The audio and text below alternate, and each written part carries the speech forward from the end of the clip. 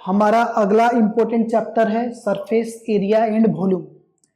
ये तुमने फॉर्मूलाज अभी तक तो पढ़ ही लिए होंगे, कौन कौन सी चीज़ों को इंक्लूड करना एक बार रिवीजन करना है, मैं बस वो बता रहा हूँ।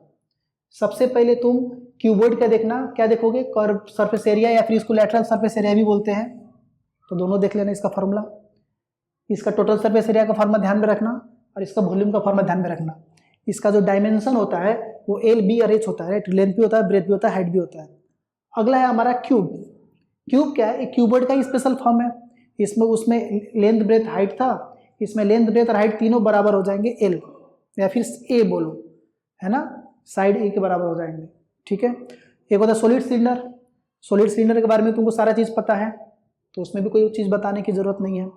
लेकिन तुमको एक जो चीज़ बताना होगा वो ये है कि होलो सिलेंडर में ना कभी कभी तो बीच में कुछ नहीं रहता है, कंप्लीटली होलो रहता है, खाली रहता है। लेकिन कभी कभी क्या आ जाता है, बीच में कुछ इसका बीच ना कुछ मोटा सिलेंडर रहता है, होलो रहता है, लेकिन उसका एज जो होता है थोड़ा मोटा होता है। इसका मतलब कि इनर रेडियस छोटा आर और बड़ा रेडियस कैपिटल आर।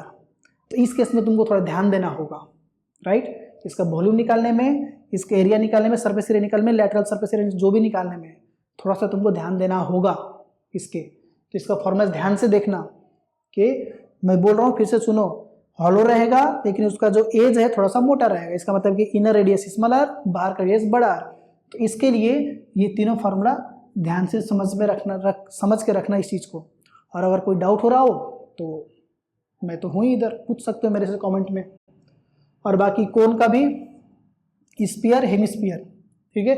हेमिस्फीयर के भी टोटल सरफेस एरिया में लोगों को कन्फ्यूजन होता है कि इसका 4 पाई आर स्क्वायर होता है तो इसका आधा 2 पाई आर स्क्वायर, लेकिन नहीं, इसका आधा 3 पाई आर स्क्वायर होता है। ठीक है। वॉल्यूम का तो कोई दिक्कत ही नहीं है और कर्व सरफेस एरिया का भी कोई दिक्कत नहीं है। तो लेते हैं अगला चैप्टर, और इसको इन सभी चीज़ों को इंक्लूड जरूर करना और खास करके इसको छोड़ना मत।